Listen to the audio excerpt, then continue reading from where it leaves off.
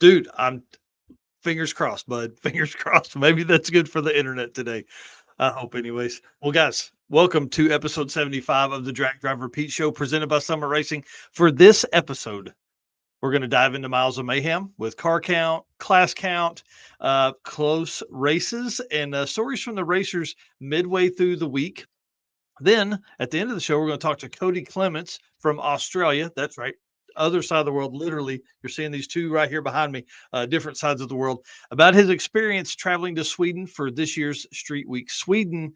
And sometime during the show, I think it's about midway through, we're going to talk about the circuit 2025, and we're releasing dates and tracks tonight, right here on episode 75 of the Drag Driver Pete Show.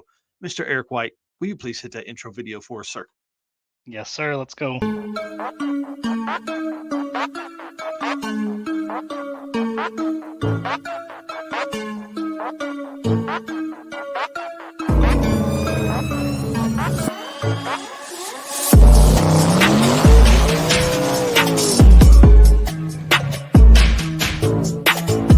We're going to pack things up and hit the road and try to make it the next day.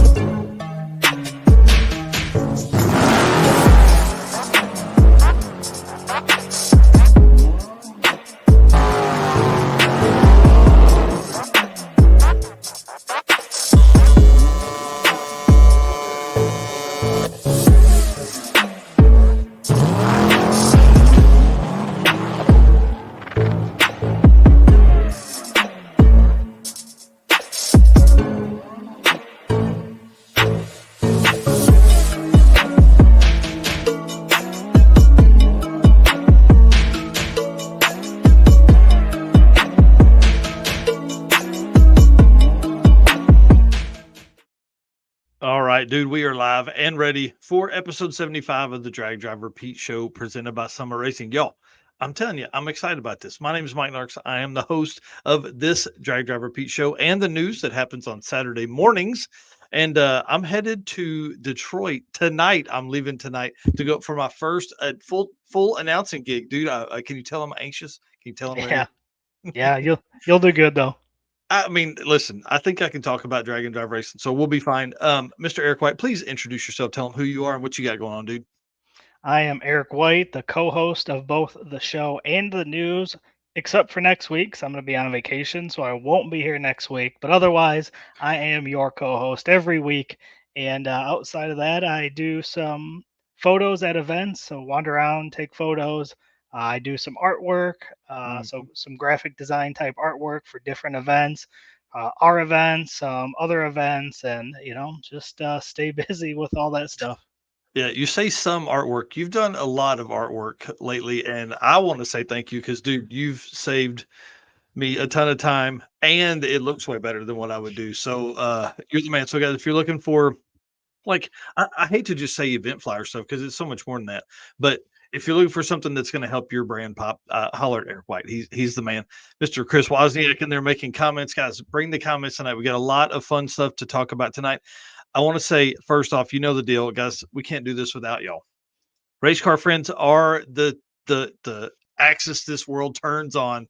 I'm telling you, it's amazing to be up late and see the notifications coming in at all hours of the evening and in the middle of the day. I know what you guys are doing. You're sitting in the executive lounge on your phone looking at stuff.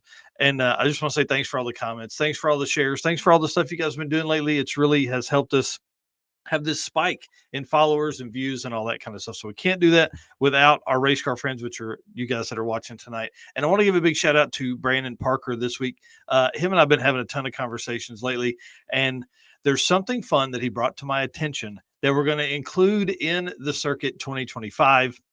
But we're going to talk about that again around the middle of the show. We're going to talk about all the fun stuff there. And then, of course, we got to thank our sponsors. They make all of our travel. They make all the equipment and supplies and all the stuff we do here. They make it possible. So thank you to Summit Racing. Thank you to Driven Racing Oil. Thank you to Molly Motorsports.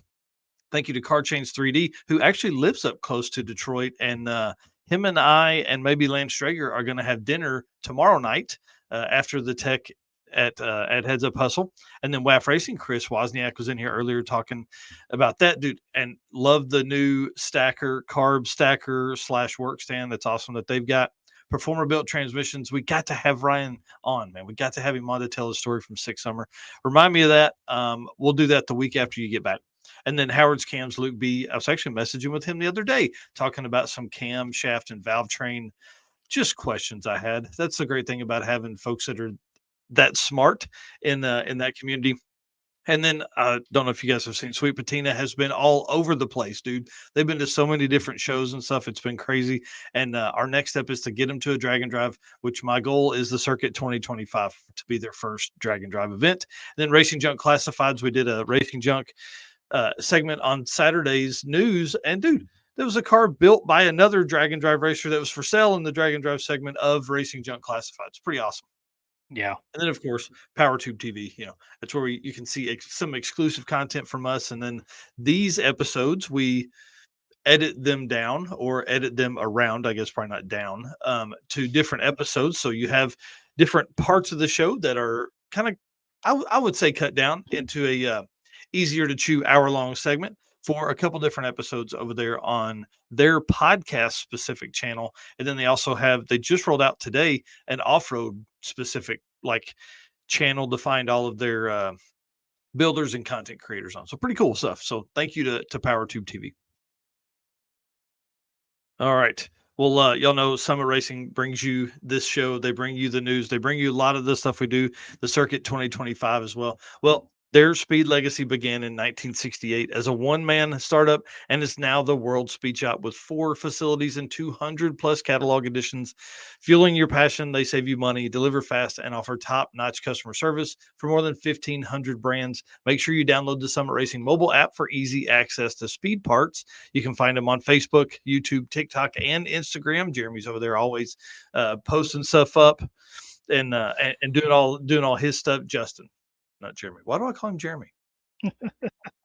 Every time it's Justin. You can find him on the On All Cylinders podcast as well, which is kind of like this automotive discussions podcast. From humble origins to the social media lane, Summit Racing stands by your need for speed. Uh-oh. Are we freezing already? Mike, we're only 7 minutes into the show, man. All right, let's pick up where Mike froze off there. So this week on Summit Racing was a way back Wednesday post.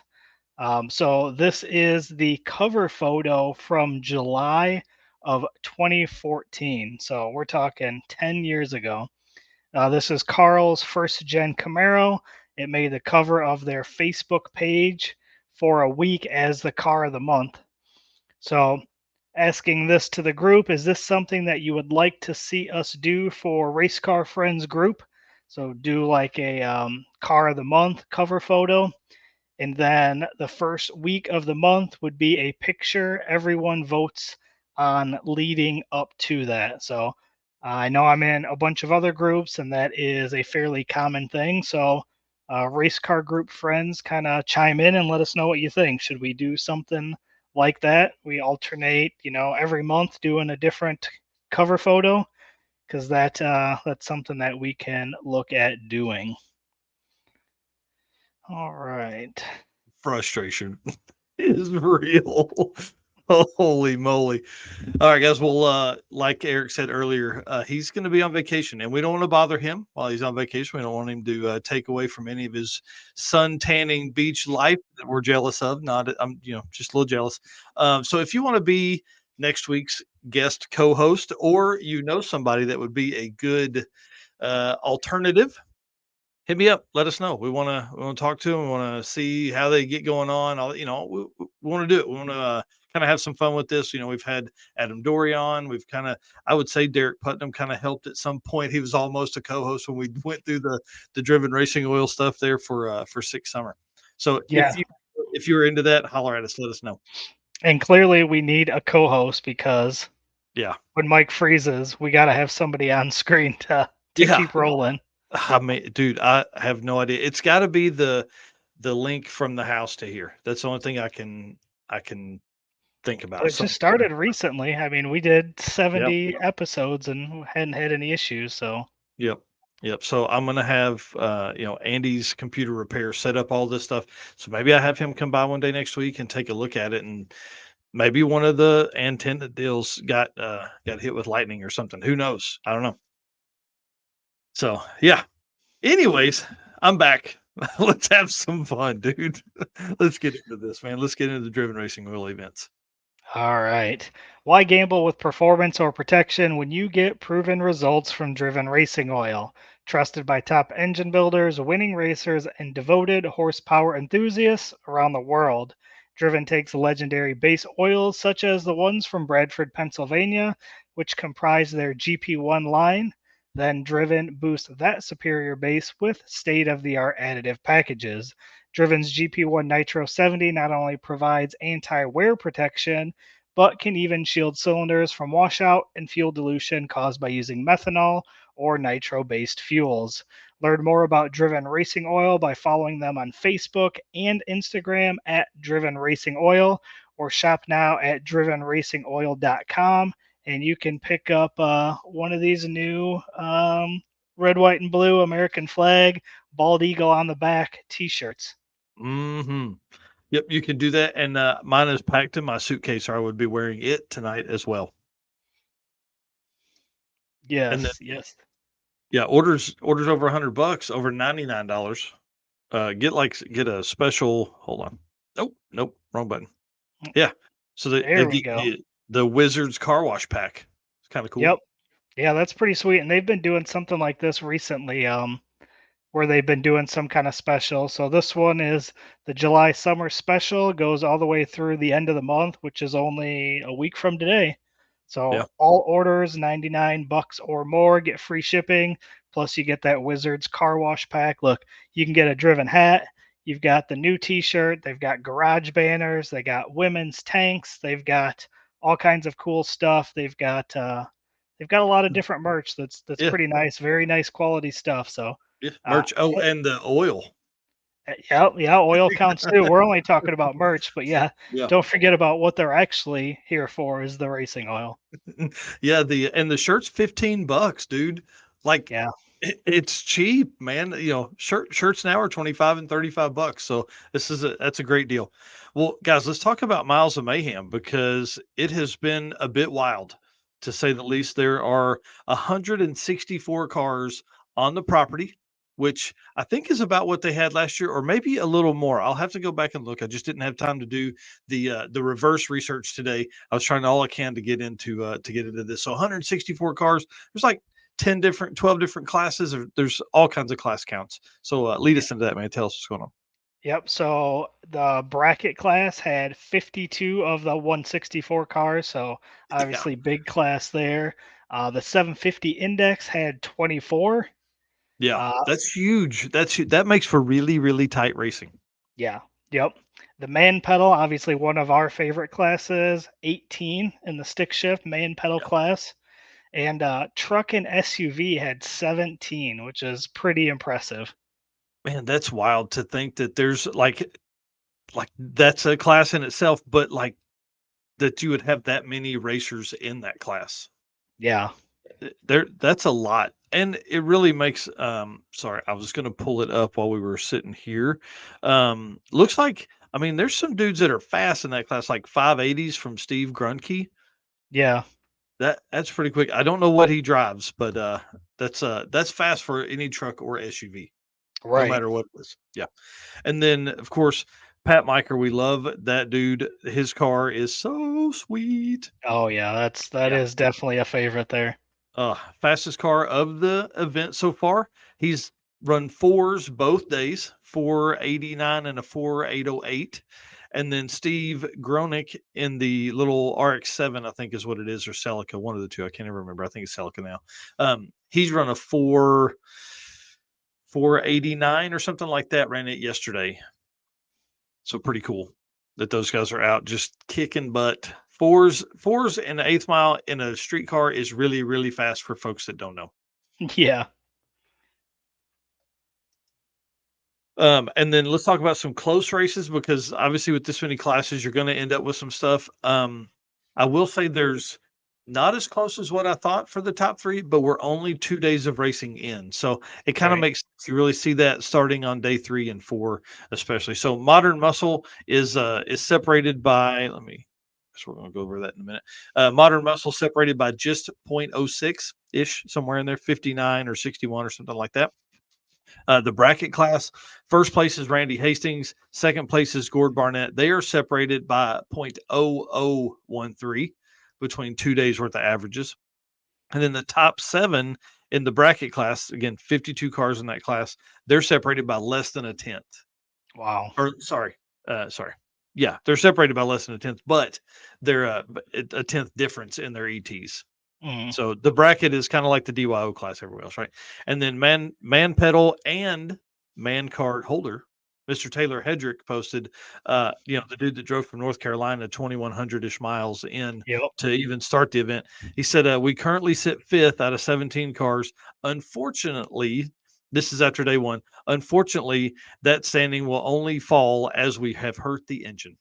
That's so sad. He said, I'm not willing to kick the rods out of this thing this far from home. We've decided to stay, take it easy, try to finish the week and have fun cruising with our awesome Canadian buddies. He said, this is a heartbreaker. However, I'm surrounded by truly awesome people and are still having a blast. He said, side note, next week, this engine comes out of the car, never to return again. Yeah. Yep. So, And is yeah. is that his car in this photo? Yeah. Yeah. So this is, again, a stick shift 7-second 2-valve Mustang. This car, he's been, I'm not going to say plagued. He's come out and won some events, but we saw him at Midwest Drags last year. He had ballooned the radiator. Yep. Then he had struggles after that at another event. I think it was Drag Week maybe, or Southeast Street and Eat. And then so he's back. Dude, driving this thing, he'll have, what did we say, 5,300 miles on it or something like that by the time he gets home. Right. Yeah. And he's Wild. just pushing the limits of that car. That's what it comes down to. Yep. Yeah, I mean, you're just all over a small block, a minuscule cubic inch setup that's what's happening. I mean, you're just Yeah. having to push it so hard that things are breaking. Yeah. Anyways, yeah, Wonder what he's gonna throw in it next. LS probably. Think so? No, there's no way. So I he would should. be all for it. Oh yeah. So a couple things to add about Miles of Mayhem. Couple cool stories. For the first time in 4 years, Miles of Mayhem had to call a day for rain. Yeah, that's That's pretty wild to think that you got 20 days worth of racing out of this thing yeah. with no rain. Wow. Yep.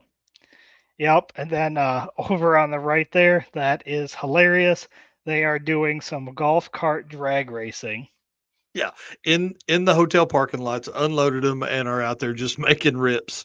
Yeah, I'm not sure who's in those photos. They're too Yeah. small for me to see there, but that is absolutely hilarious. Glad to see they're having some fun though.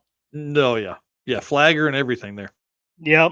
And Ron Thiessen, roadside transmission change here. So you can see these couple of photos. That's got to be rough. Transmission change on the Oh, side of the road is not a good time.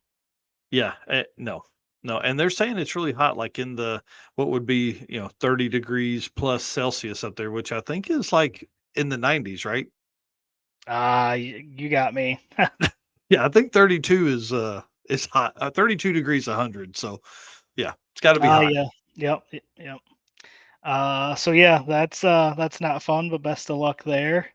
Guy Incognito swapped That's his name on Facebook. I love it. swapped a rear diff into this Challenger there, so you can see Yep. that this is at the track though, right? Yeah, I think this was at the track and ended up having to like beat the piece apart. Like had to beat the old axle out of it and all that kind of, or the old axle out of it and everything. It's pretty crazy. Yikes. Yeah. Yikes. At least it's not a roadside repair. If there's a benefit, that would be it there. Yeah. Well, and I think this was also on day 1. So like if it's too tough, you could maybe make the change. You could go, Yeah. I just put that thing on the trailer. Let's go home. Yeah. This one was sad. I saw this one the other morning. Jacob, what is it, Beckert? Mm-hmm. That's the way Uh, I pronounce it. Yeah. he hit a deer, found parts, fixed it, and stayed in the race. Then makes another post that says, "Well, we're out for real this time." Filled it with Pump 94, loaded a spicy tune, and then took some timing out, but the ECU didn't save my changes and scattered a motor after like 6 highway pulls. Mm. Yikes. But let me tell you, an LS flies at 30 degrees of timing on 6 psi. It was Yeah, fun until it wasn't, but it was the perfect spot to break just outside the hotel and the closest we'd be to home all week. man, that's awesome. Yeah, it's really sad. When I first saw the picture on the left there of the after they'd hit the deer, I was sad for them. That's a cool car. And then to find the parts and get it all fixed, and then have the engine just decided didn't want to play anymore. That's really sad. Yeah, that's absolutely heartbreaking. I mean, you hitting a deer and then like, saying, "Hey, we're done." And then getting the parts and being like, "All right, we're back in it." And then Yeah, that is I mean, that's absolutely deflating. There's no yeah, other way to put it. yeah. That's for sure. All right. And then this is the repaired fender on that after Yep, hitting the deer. yep, Yeah. So, man, that's tough. yeah. And then King of the Open Road is coming up August 2nd through August 4th. From their Facebook page, it says so many amazing cars from all over the country are coming to the 405 to get down and prove who is the king of the open road. We still have spots available if you are on the fence. Should be a packed house and a damn good weekend. So, again, August 2nd on Friday, registration, and then a 250-mile cruise. Yep. Through Oklahoma, dude, it's going to be awesome. Yeah, Jared routes are always just, mm, yeah, they're on point for sure. yeah. And the town of Sapulpa. Sapulpa, okay, Sapulpa, Oklahoma is blocking off Route 66, which is their main street, for the afternoon.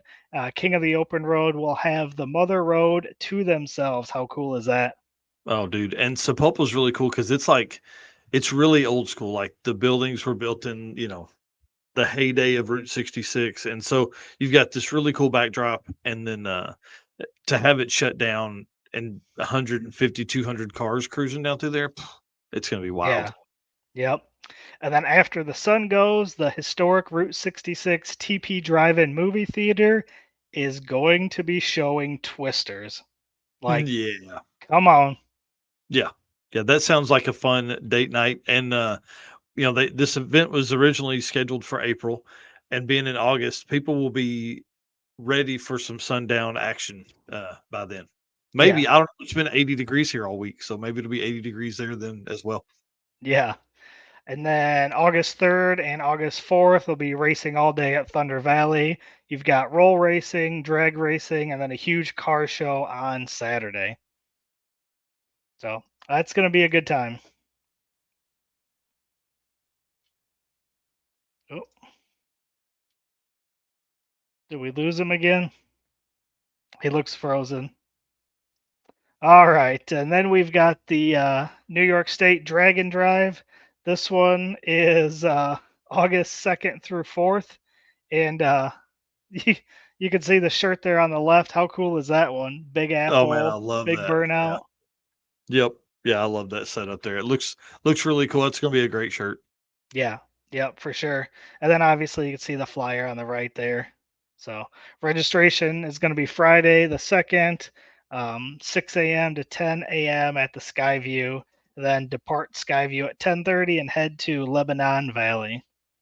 Yeah, So, so no racing the first day, they register and drive. So, yep, we kind of talked about that a little bit before, how it ends up how that's pretty cool. Like we've talked about maybe doing a little bit of that with the circuit. So all right, and then Nostalgia Nights is the 15th through 17th. So you got a little bit of a break, got 2 weeks worth of break there between the New York State Dragon Drive and Nostalgia Nights. Again, Wabash Valley Dragway to Muncie Dragway, going to be Terre Haute, Indiana, which is where Jesse Fox of 3G Video is from. Yes, it is. So kind of exciting for him Yeah. to get up there and do that. Be Yep. at home. Yeah, I've been there actually quite a few times to Terre Haute, so that's kind of a cool place. Nice. All right, I've got all kinds of stuff popping up on my screen here. Sorry. Yeah, no worries. Uh, Go ahead. Up next is the Dragway Rush. This is August 23rd through 24th. This is the only drag and drive in Eastern Canada. So obviously we know plenty of Canadians. So make sure you head over and support this one if you can. This one's going to be cool. And again, the only one on that side of Canada. Yeah, it's going to be pretty awesome. And what's neat about this is like you actually have New York with the New York State Drag and Drive, and then you also have Dragway Rush, and they're just 3 weeks apart in the same kind of part of the continent there. So that'll be kind of cool Right. to see how that all works. Hopefully that brings more people out. And then of course we know that SICTA magazine is talking about doing one in that part of the country. So maybe this will get people's whistle wet and they can get up there and do that.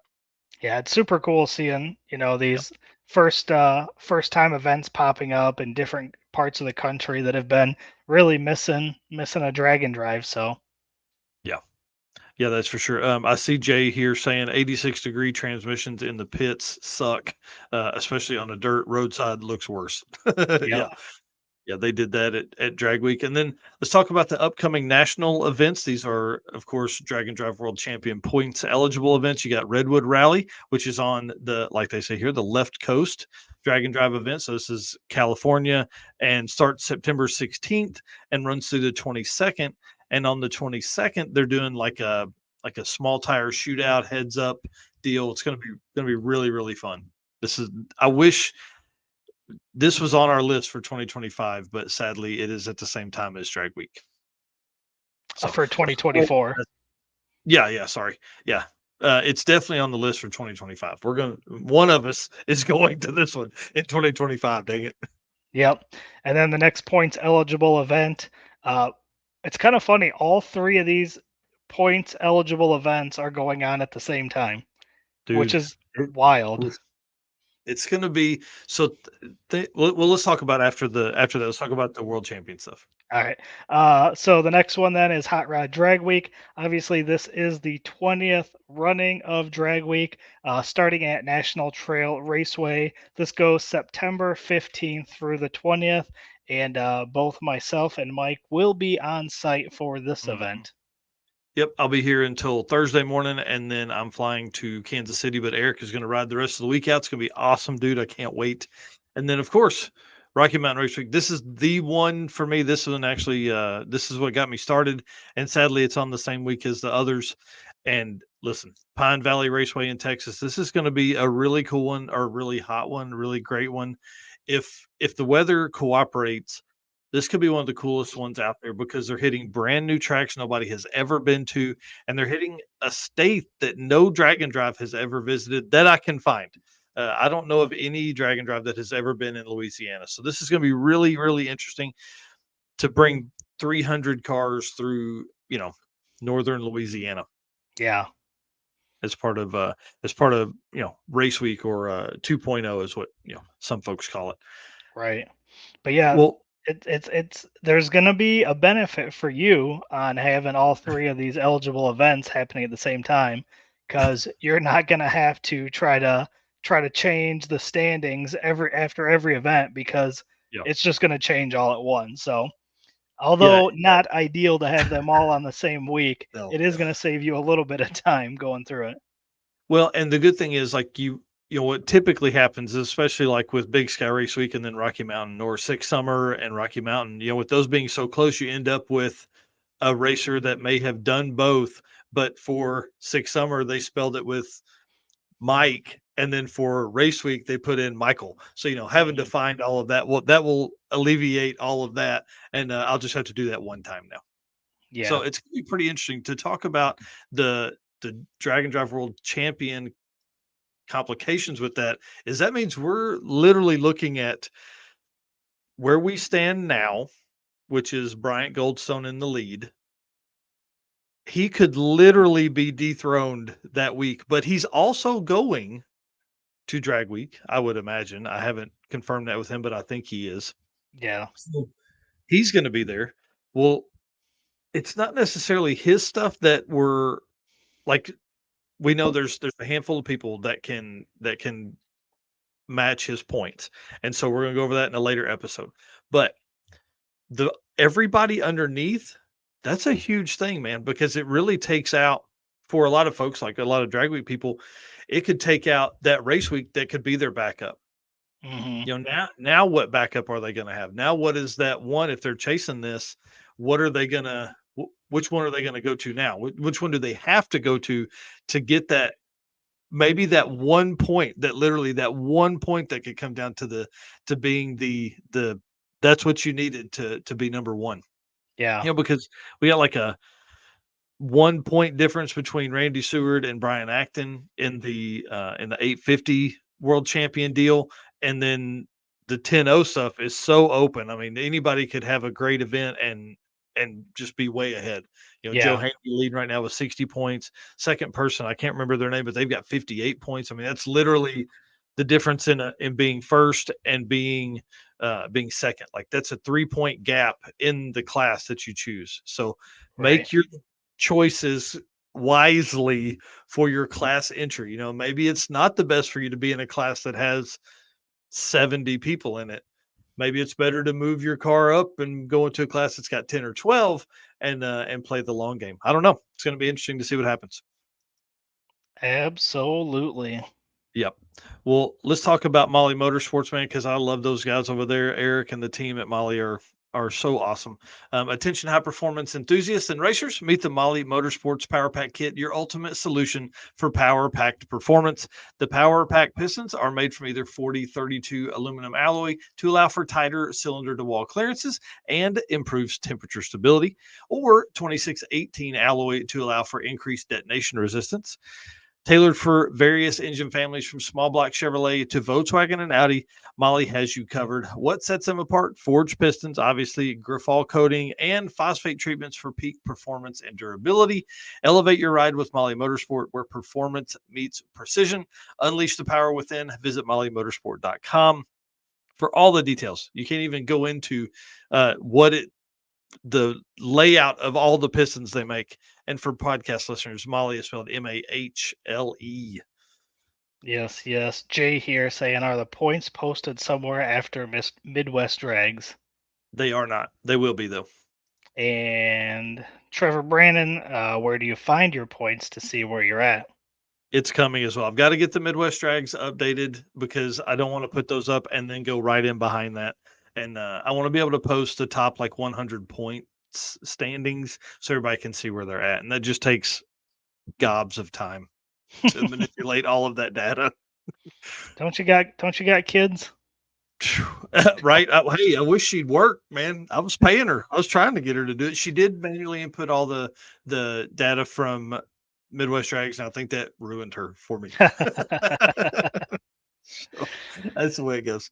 All right. So this week's Molly Motorsports co-pilot spotlight was sent to us by none other than Mr. Jonathan Stonecipher for his co-pilot during Rocky Mountain Race Week.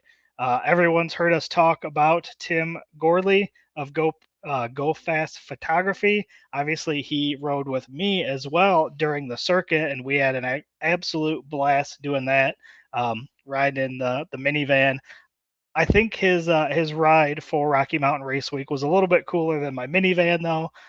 They got to ride in Stoney's 2004 Corvette Z06. That's only one of 1,186 black Z06s of 2004.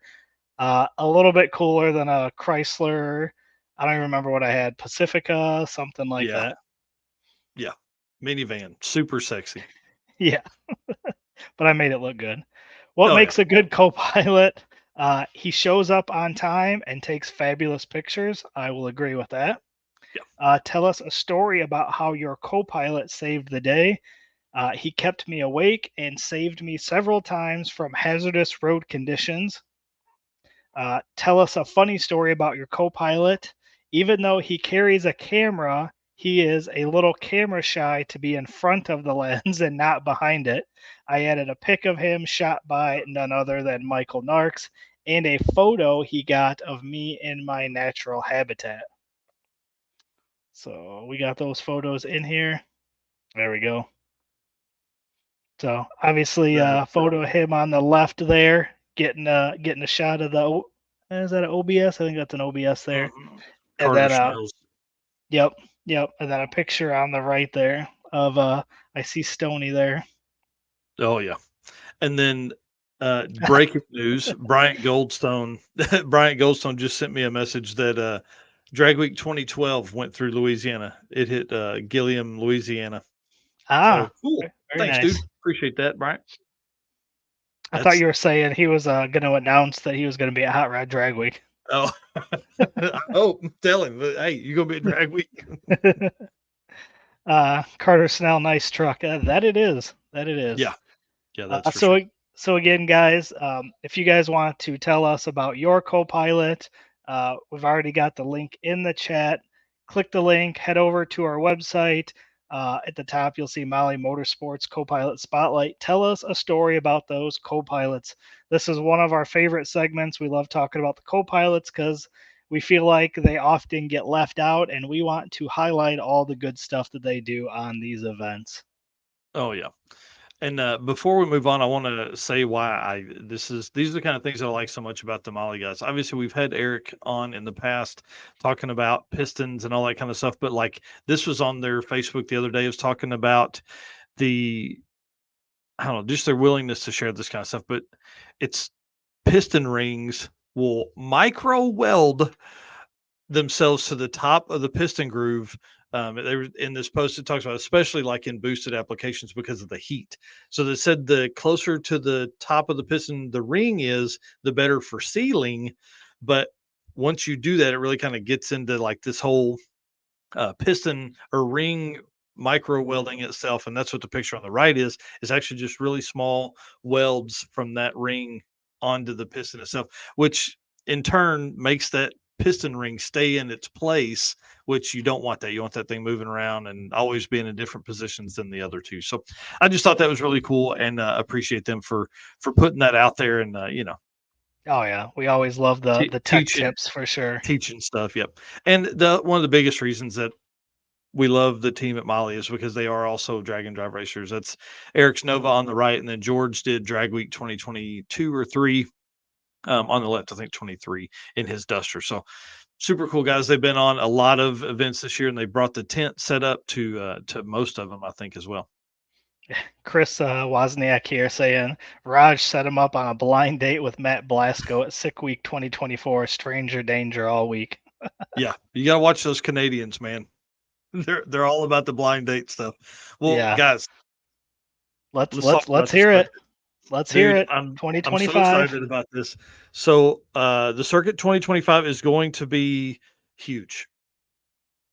Huge. Are you hearing me? It's going to be big. It's the biggest event I've ever put on.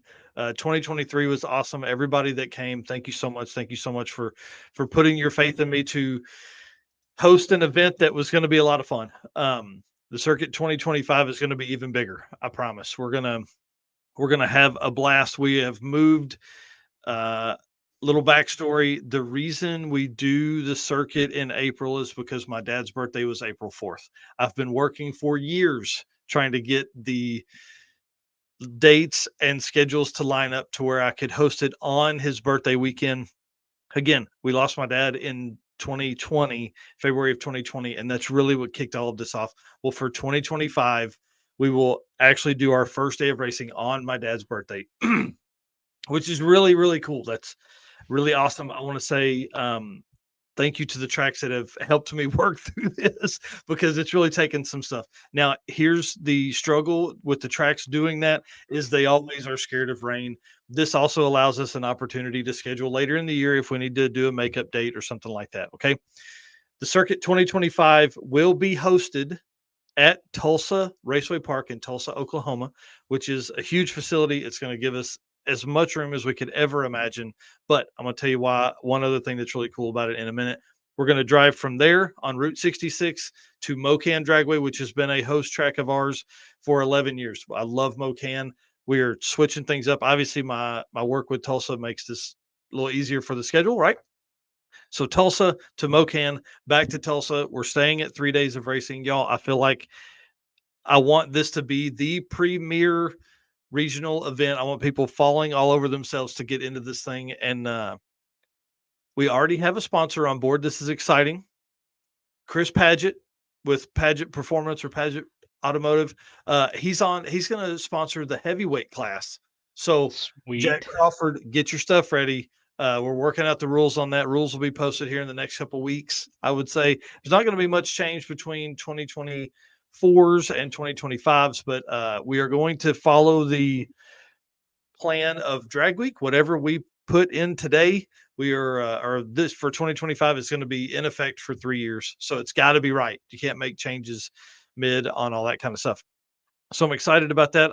We're still working on car count and how that looks with both tracks, obviously routes, and then this allows me to really get a whole new charity. You know, we worked with a brand new charity for 2024, which was awesome. I love the Southwest Children's Haven of Southwest Missouri, but we're going to find one in Tulsa so they can hopefully bring. Of course, it's going to be a children's charity. Bring those over to the thing. And then Jay Blanchard, you're saying, how do the shirts look? Oh, they're going to look awesome because they're going to have a gray 72 Nova on them because Brian Acton was the fastest quarter mile car we had. And then Jim Parkinson is going to be the other car on that because he's our fastest 8th mile car. So that's pretty awesome. But again, we're going to have a lot of stuff through the next few weeks as this thing kind of gets lined out. Now that we have dates, again, April 3rd through 6th is going to be our race dates. We're going to do a pre-tech and dinner party, pre-party dinner on Thursday night, April 3rd. So get that in. Get your times put in for vacation and all that kind of stuff. Be ready for this. It's going to be a blast.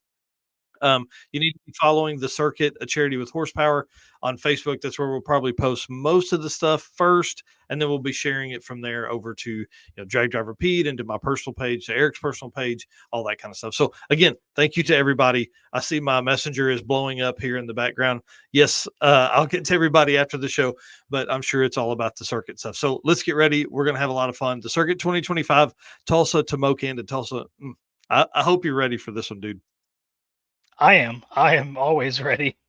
Yeah. The only downfall, Tulsa is a little bit farther for me to get to than Mocan is. Yes, but flights between Chicago and Tulsa are super cheap most of the times. So maybe might we'll have just to look fly at you that down route. and just do another rental car, and it'd be easier that way. Yeah. So, I think it's I don't remember what I looked. It might be close to 10-ish hours drive from here to Tulsa. phew, that's wild. That's Yes, that's a lot of driving. yeah, yeah. That's our life. That's our life. Steve Gronick here saying hi, hey from the highway on Miles of Mayhem right now. Yep. It's pretty awesome, dude. Yep. Brandon asking if we're going to be at PRI this year. You know it. Actually, Mike has seen them, but just worked out what I think is probably Rev 1 of our Race Car Friends sticker this year, and they are going to be awesome. Yeah, they're going to be really, really cool. We're trying to pin the details on when we're going to release the photos of that. And then Yeah. I want to give a shout out to Travis Wise of Revved Up Laser Works. He hit me up today. He's like, hey, if you're doing the award show, which we are, we need to get working on some trophies. Yeah. Like, what? You're right. So I appreciate having good people behind us, man. It really helps keep me in line. Yeah. Not to mention, it's only like 4 months away. Lee. Yeah. The That's circuit's intense. going to be awesome. I'm excited. It's going to be, it's not on mine or my wife's birthday this year, which makes things way easier for me. So that's a plus too. Perfect. Yeah, that does make it easier. You won't have anything to make up for. You don't have anything special to do. Well, do you want to lead us into some thanking our race car friends and stuff? Yep, absolutely. All the comments in here tonight's been great so far. We're only halfway through the show, so keep them coming. Thank you to all of you guys, our race car friends. Be on the lookout for when we drop this PRI sticker. I think you guys are going to like it a lot. Also, thank you to our sponsors, Summit Racing, Driven Racing Oil, Molly Motorsports, Car Change 3D, WAF Racing, Performabuilt Transmissions, Howard's Cam, Sweet Patina, Racing Junk, and of course, Power Tube TV. Oh, yeah. Love those guys at PowerTube. Carl, make chest hair great again. That's exactly right. Well, guys, the gentleman's agreement, it's time. Here's the deal. If you're watching this and you've enjoyed this, we enjoy doing this. We enjoy providing this for you. But listen, it's not free and it takes a ton of time, like a boatload of time to do this. But we're willing to make you a trade. We'll trade you all that time and all that effort that we do for a follow or a subscribe. That's all we're asking for. Wherever you're at right now, hit the follow, hit the subscribe button. And for the folks that are following and subscribing already, please hit the share button. Let your friends know what you're watching. You know what I'm saying? Yeah, 100%. All right. Let's move into the Howard's Cams community segment, dude. I'm excited about this week. There's some cool stuff, and then of course our guest for this week is awesome. He's a world traveler here, and he's backstage. So I told him we're about 15 minutes from bringing him on, maybe 10, looking at the notes we got here. So lead us in, sir. Yep, I will go ahead and we're going to hit that Howard's Cam video and then we'll get into it. Hello, ladies and gentlemen. Harris from the Monoxide Podcast. Real quick, Howard's Cams was founded as a racing cam manufacturer almost 80 years ago when Howard Johansson created Howard's Power and Racing Equipment in 1945. Howard's Cams has always used on-track experience to design the most powerful designs, and today they have an even greater group of experienced racers in circle track, drag racing, road race, mud bog, and marine.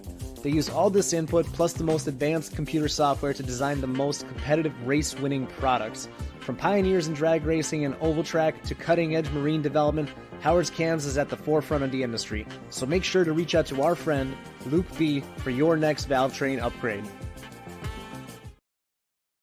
I want to say thanks. Quick shout out to Monoxide, to Harris over there. We met him last year at PRI, and Eric doesn't know this, but we've already set up a time or set up a yes, we're going to have to get together conversation with Harris while we're both at PRI. So, oh yeah, we did our first podcast with him there last year, and Yep. That was a ton of fun too. Yeah, it's going to be awesome. So I'm excited to have him to do some ad reads for us. That was pretty cool. That saves some people from our voice for sure. And guys, I was gonna say I literally just watched you type this, so this was not on the notes. Literally 30 seconds ago, Mike just typed breaking news into our notes. So what do you got? Bryant Goldstone has confirmed he will be at Hot Rod Drag Week 2024. There we go. That's his fourth event. Yes, for the year. Awesome. Crazy. I can't believe it. Fourth national event. He's only due to do 3 so far that I've seen. He said, this is a direct quote. He said, I will be at Drag Week, so no need for my slow friend Dave and the rest of Unlimited Iron to show up. I love it. So don't worry, guys. Y'all stay at home or pick another class. It's fine. That's exciting. Breaking news there for you guys. Yep, you're talking about the 2023 world champion Bryant Goldstone, right?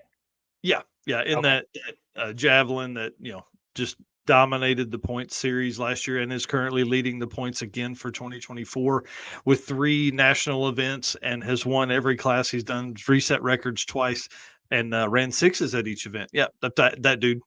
All right, good. We're on the same page then. Yeah, and he used his free entry that Matt Frost provided last year to Rocky Mountain as he went into Rocky Mountain this year, and it was his first time to attend Rocky Mountain Race Week, so it worked. It was exactly what that stuff was supposed to do, and it worked. And he went in and dominated, man. Fastest car of the event. Yep, yeah, and we got to start working on starting to release what that stuff is going to look like for the winner for 2024 soon as well, because like I just said, we got 4 months until PRI. Yeah, that's exactly right. I do have that Matt Frost has provided free entry into the mega. I was going to say mega cash days, but that's not what it is. But the mega Dragon Drive for the Dragon Drive World Series, Dragon Drive Super Bowl. I don't know, whatever it is. I think it's World Series. I think is what you would call it. For 2025. So whoever wins the 2024 Dragon Drive World Champion has a guaranteed free spot into the 2025 biggest event to ever be hosted. That's awesome. All right, and in other new news, we've got Lapeer Dragway has been sold. I just heard about this. I think it Mhm. was either yesterday or earlier today that I read about Yeah. that. So this could be good. We don't know yet. The previous owner did struggle against the city and the county and even the old owner. So I guess we're gonna have to wait and see how this plays out. But if you Hope. are looking, what's that? I said I hope. I hope it's Yeah. good for me. Yeah, if you're looking for an event that visits this track, Lapeer Dragway, make sure to sign up for Back to the Street 2024, which is registration opened up last Saturday. So that is open to go register for now. And that is the promoter is Matt Lang for that event as well. So Back to the Streets 2024 will go through Lapeer. So if you want to show some support to that track, make sure you go sign up for that. Yeah, this was a crazy deal. Everybody that was at the track, that was a regular at the track, that when we were there for Back to the Streets last year, was just talking about how much the previous owner before this last one that sold, that they just, I mean, they made it almost impossible for him to operate.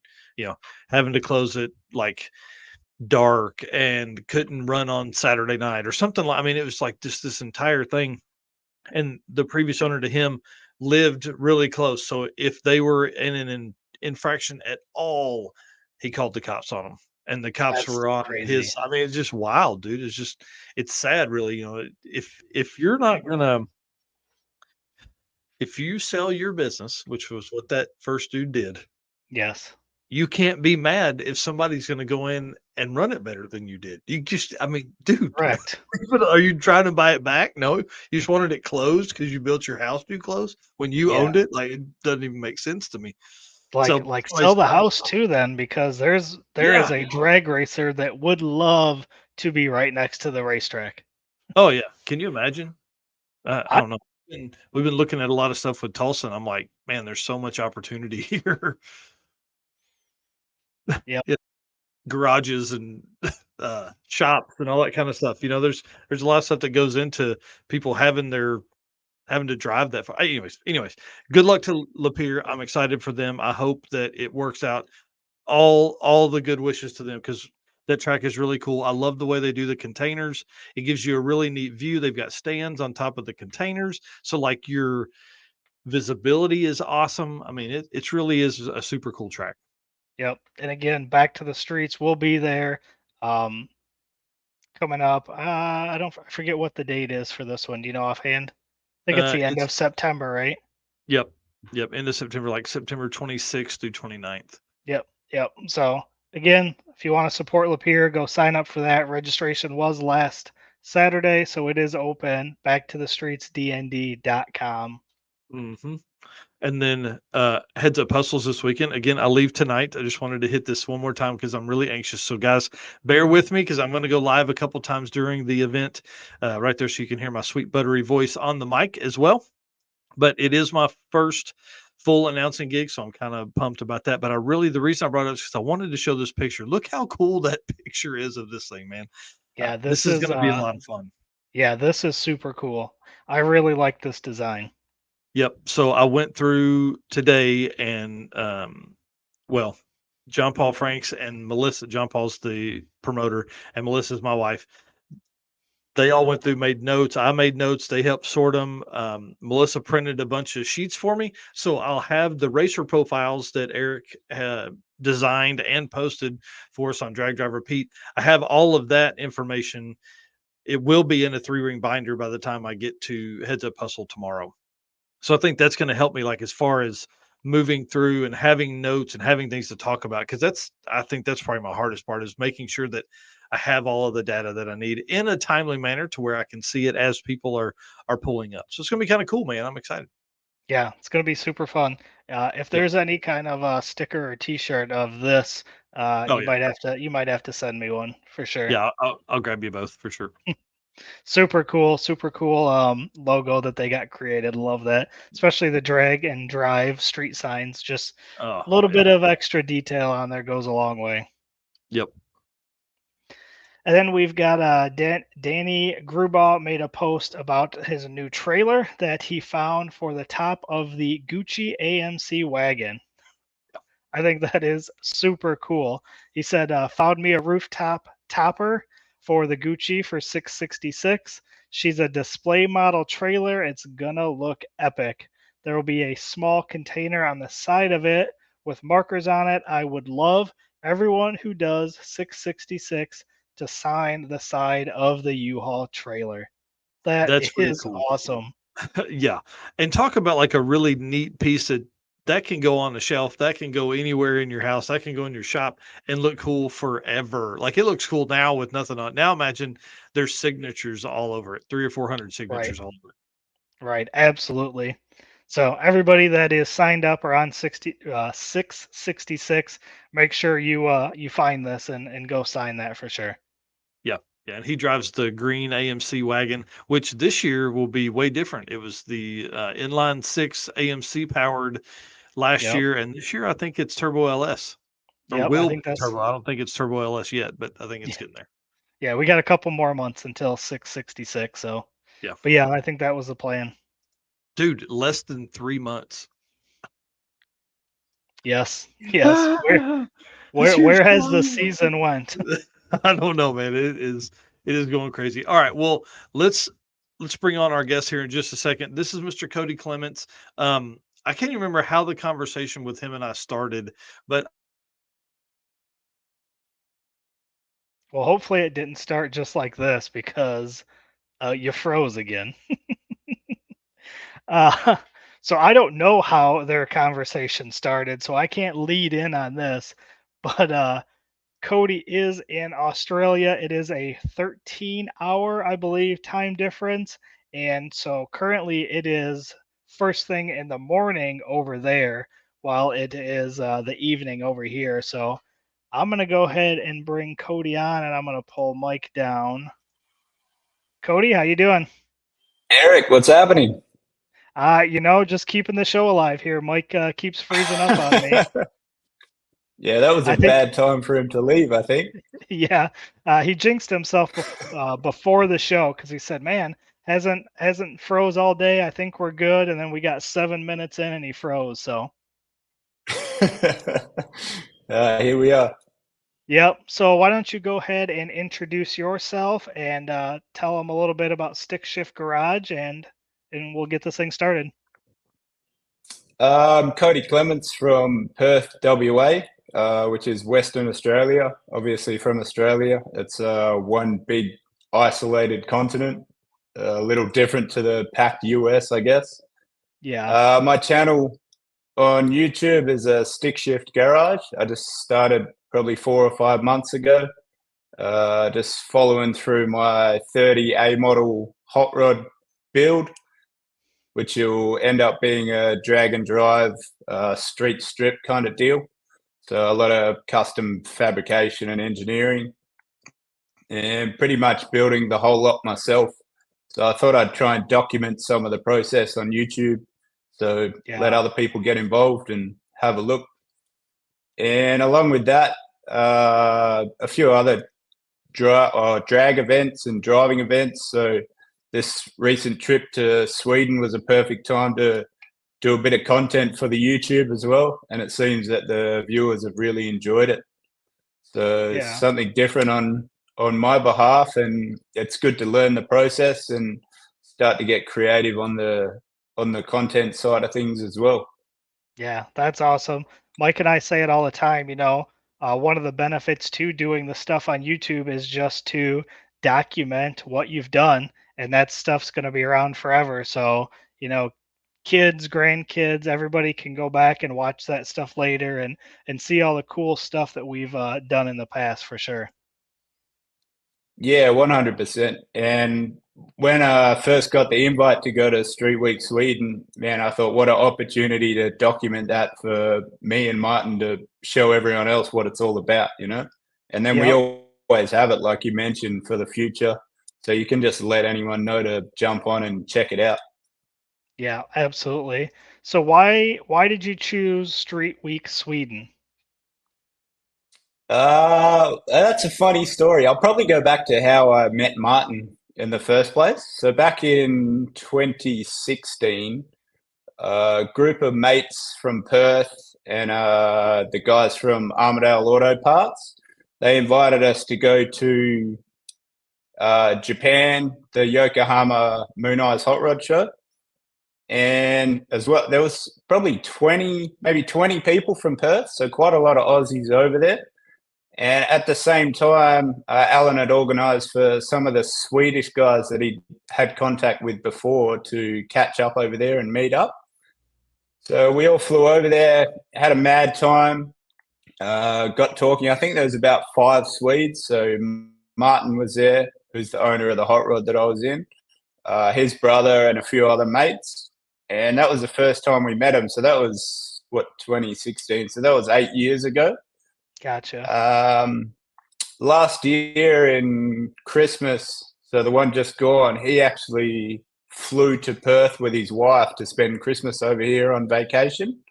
Oh, cool. So that was a good time to catch up. So that was actually the second time that I'd only ever met him. But we'd kept in contact through social media and all of that.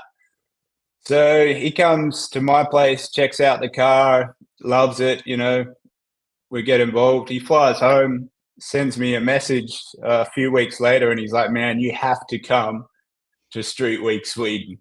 You have to be the co-pilot. And I was like, I'd never been to a drag and drive, but I'd seen everything online and YouTube, Drag Week, Sick Week, Rocky Mountain, everything, So I sort of knew what I was going to be in for, and I knew it would be like an adventure of a lifetime. And man, what it turned out to be, it did not disappoint. That's awesome. Hi, I'm back. Oh, Mike's back. Hey, we'll see how long it lasts. I don't know. I just messaged my IT guy and said, hey, how do we hardline to the shop? So we'll do that soon. I don't know. So I think you just answered my next question, which was this your first event to do? And you guys kind of went into why, but say it just one more time because I was coming in late.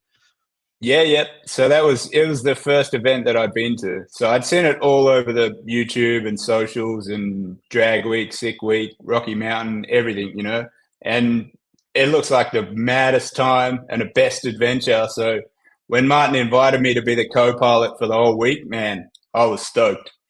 So Right? It did not disappoint. We had a 2 weeks of adventure. That's awesome. How long was the trip from Australia where you're at to Sweden? There's a few different ways we can go. I think we can go direct to London, which is like a 19-hour flight. So I wasn't down for that. That's way too long in a plane. So I went through Doha. I think it was 11 and a half hours from Perth to Doha, and then 7 hours from Doha to Stockholm. So it wasn't so bad. At least it kind of split it up a little bit, Wow. Man, it's crazy to think the distance that truly is. Like, it's really far. Yeah, it's like halfway around the world. It truly is, yeah. So you're in this the little time, spot yeah, over there somewhere, yeah. So the time it takes me to get to the US or like into LA was a similar amount of time that it took me to get to Europe. It's just like the opposite way, I guess. Yeah, that's pretty intense. Well, of the week, like there's a couple shots on your videos that is looks like maybe in a rental car, and then there's obviously a part of it where you actually got to drive the car. Like, did you ride with him all week, or did you kind of bounce around? I rode with him all week. Maybe the couple of shots from the rental car either towards the end of the event or before the event. But yeah, I was the co-pilot for the whole week, and awesome. A couple of times he got me to drive just because you know how it is. Like I think we ended up doing 1,500 kilometers, so it's quite a long drive, right? Yeah, that's for sure. Well, I want to talk about this crazy. We're going to go through some pictures here tonight too, but the first picture I want to talk about is this trailer. Holy dude, how big is that thing? Yeah, the trailer is really big. It looks really good behind it, but it's kind of too big in my opinion. It's nice to have all that stuff, but I'm sure that the car and the transmission doesn't really enjoy towing that thing around. I feel like but- it's as big as the car is. It's almost bigger, I think. It looks bigger.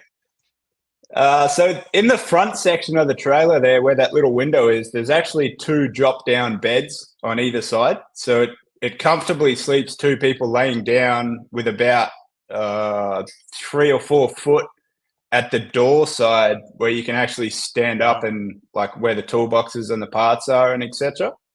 As well as like underneath the bed, there's more parts and gear.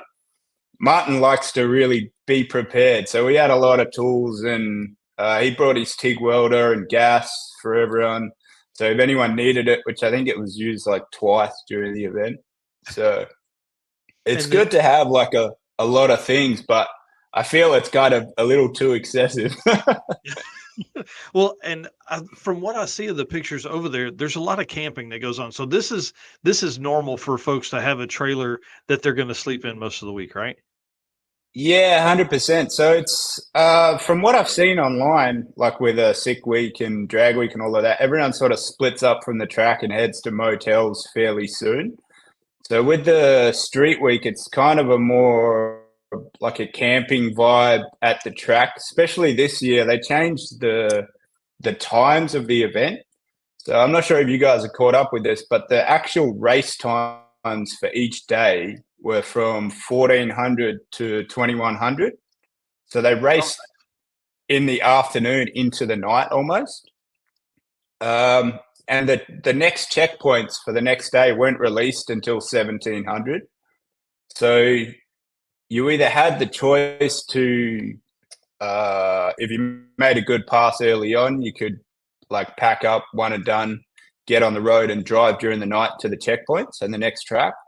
Or you could like pack up, camp at that track and then do the drive section the next morning. So I think it's kind of different to a lot of the US ones. I'm not sure if they've done similar yet, but from what I've seen, the times are a little earlier, right? Yeah, so a lot of the events here will run morning time. They run like 8 to 3, except for like Rocky Mountain Race Week and some of the regional stuff. Which Rocky Mountain runs 3 to 11, which is really cool. Yeah. Which is pretty similar to what this one is, right? Yep. Yeah. So I feel like it really brought the crowd in as well, because the time over there is like their summer, right? So everyone's on vacation. So the crowds at each event were much larger than I'd expected. And a lot of people had mentioned that it was really good, that it was really getting picked up through the community, you know? Mm-hmm. That's cool. Well, why don't you give us a little walkthrough about the hot rod there? Tell us a little bit about engine, trans combo, and just overall about the car. Yeah, no problem. So this is Martin's 32 coupe, which I think he first finished in 2014. Once he finished it, he actually shipped it to the US. So this is kind of like a pretty famous European hot rod. So I think he drove it with his wife from Georgia to LA. They visited Louisville Street Rod Nationals, Good Guys West Coast Nationals, Grand National Roadster Show, Sacramento Autorama, and he picked up a few awards, which he was pretty excited about. So when he shipped it back, man, wherever you go, everyone knows this car, especially in Sweden. That's so cool. It is, and it's a beautiful car in person. I don't know if the photos like do it justice, but it is a cool car, and it's been through a few stages of change. Like right now in this photo that you'll see, it's in race mode with the pipes out the side, race tires, wheelie bars, no hood sides. So it looks a lot sort of different than when he first built it. But at the moment, it's got a small block Chev, a 383 combination with a 671 blower, like twin custom throttle body injection. So it's not like it's not a carburetor copy. It's actually two large throttle bodies on a custom plate that they've come up with and an injection setup. So Nice. it works with a max ECU, which I guess is kind of like a Holly deal, but it's coming up big in Europe now. So the actual engine management combination works really well, and it's really adjustable. So during the event, we played with a few different settings with the throttle body opening and that to try and get it to launch a bit more consistent. Transmission is a GM 4L80, 9-inch diff, all the standard sort of hot rod deals. The only thing is the suspension, and that is not really set up for racing as much as if Martin would build it again. So it was standard style triangulated 4-bar, and now it's a ladder bar setup. Gotcha. So the chassis is sort of a hold back limitation almost on the car, but it is what it is, and it does work. You'll see some of the other photos, and it really hooks up in the 60 foot. Yeah, it definitely does that. The car looks amazing making passes. Yeah. There you go. Yeah, the Yeah, car there you go. works and looks really cool. It does, right? And man, everyone stops to take photos. Like, no matter where you are, if you're at the servo on the side of the road, wherever you are, people just like blown away from the car. And it's a real credit to him, you know? Right. Yeah, that's super cool. Yeah, and then how many miles or kilometers is Street Week Sweden? How much did you guys cover? So the funny thing is, when they advertise it on the poster, it says 150 mil, which I thought that was miles. I was like, that's not actually that far. But there's a Swedish thing, and 1 mil is actually 10 kilometers.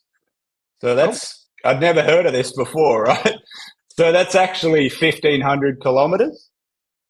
Oh, Gotcha. okay. So 1,000 yeah, miles. so it's really far. Like, I guess, I don't know, drag week's similar, right? I'm not sure on the exact amount. Yep. But it's a pretty far time, especially in this car. Like, it's I'm not sure if you've been in a 32 coupe, but they're not the most spacious things to begin with. And then you add a roll cage and race seats and big transmission tunnel and all of that stuff, and there's not a whole lot of room in there. I can imagine. Dude, and I would think like the just the tightness of it. And did you guys drive with the side pipes, or was that like just for race mode? So the side pipes are actually on full time, but what he did, I think a couple of years back, he ran a section under the rear with a small hot dog mufflers to the back, because the noise in the cab was just so intense for the whole time. So there's actually caps on the end of the side pipes when we're driving on the road, and then when we're at the track, we take those caps off. Otherwise, you would be you couldn't hear each other, that's for sure. Yeah. Wow. Yeah, let's say doesn't look like we can see him here. I was kind of hoping we could, but yeah, this is the shot of you guys on the road there. Yeah, that's a super cool Yeah, picture. we mostly that is, man, the whole scenery is like forest, right? It's so green over there right now. It was amazing. Wow. Yeah, we'll go through. I'll back up to the front of the picture stuff, and then we'll go through those here in just a moment. Is there anybody on the team that you want to give a shout out to? Yeah, for sure. So we cruised around with a small team of guys that Martin had met before and had competed with before. So you'll see in some of the photos, there's a blue Mazda RX-8. That was Henrik from Denmark. That thing had a 6-cylinder BMW engine swapped into it. I think it was a stock end, but it had a pretty large turbo.